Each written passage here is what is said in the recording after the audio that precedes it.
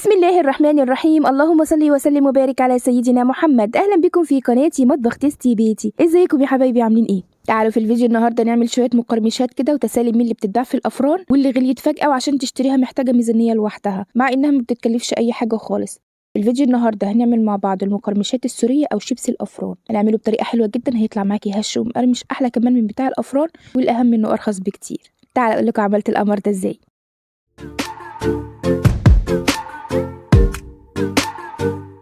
كل اللي هنحتاجه بصلتين 3 كده من البصل الاخضر، او لو مش عندك بصل اخضر هيبقى بصلتين متوسطين من البصل العادي بتاعنا اللي هو البصل الابيض او البصل الاحمر. هنقطعه كده وناخده على الكبه، نديله ضربه كده خفيفه الاول، وبعد كده هحط عليه نص كوبايه زيت. هنزل عليه بنص كوبايه زيت واضربه تاني. اضربيه بقى لحد البصل ما يدوب معاكي خالص في الزيت، وهيبقى ده شكل قوام. هنزل عليه بمعلقه جبنه من جبنه العلب ديت اللي هي بطعم الجبنه الشيدر، ودي مش اساسي خالص، ممكن تستغني عنها. وهحط كمان نص معلقه ملح، وهضرب تاني لحد كل المكونات دي ما تدوب في بعضها، وهيبقى ده شكل قوامها في الاخر. هنزل عليهم بكوبايه ونص من الدقيق، معلقه بيكنج باودر، وهقلب كل الخليط ده مع بعضه، وبعدين اعجنه بايدي. اعجني بايدك لحد العجينه ما تلم معاكي، هتبقى عجينه طريه ومش بتلزق. شايفاه شكلها بيبقى كده. بس كمان هلمها بمعلقتين بس من الحليب، معلقتين لبن، وهنلم بيهم العجينة عشان تمسك نفسها معايا ما تبقاش دايبة خالص في الآخر. بس كده العجينة جمعت معايا طرية حلوة اهي ومش بتلزق خالص في ايدي. هركنها بس تستريح 10 دقايق ربع ساعة وارجع اشتغل فيها. وادي العجينة بعد ما ارتاحت، هاخدها بقى كده على مفرش العجين وافرديها بايدك وبالنشابة.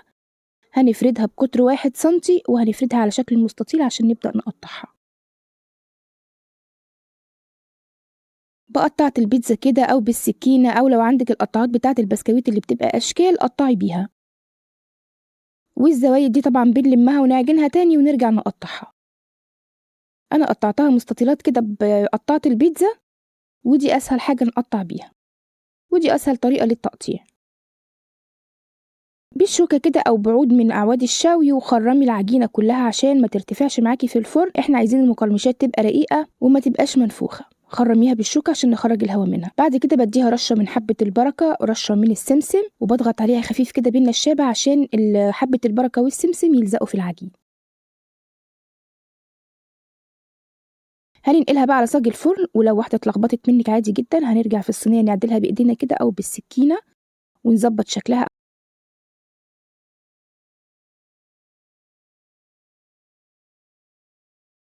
سهلة جدا يا بنات، حلوة قوي، وطعمها في الاخر طعم البصل في العجينة دي تحفة، وخصوصا لو بصل اخضر.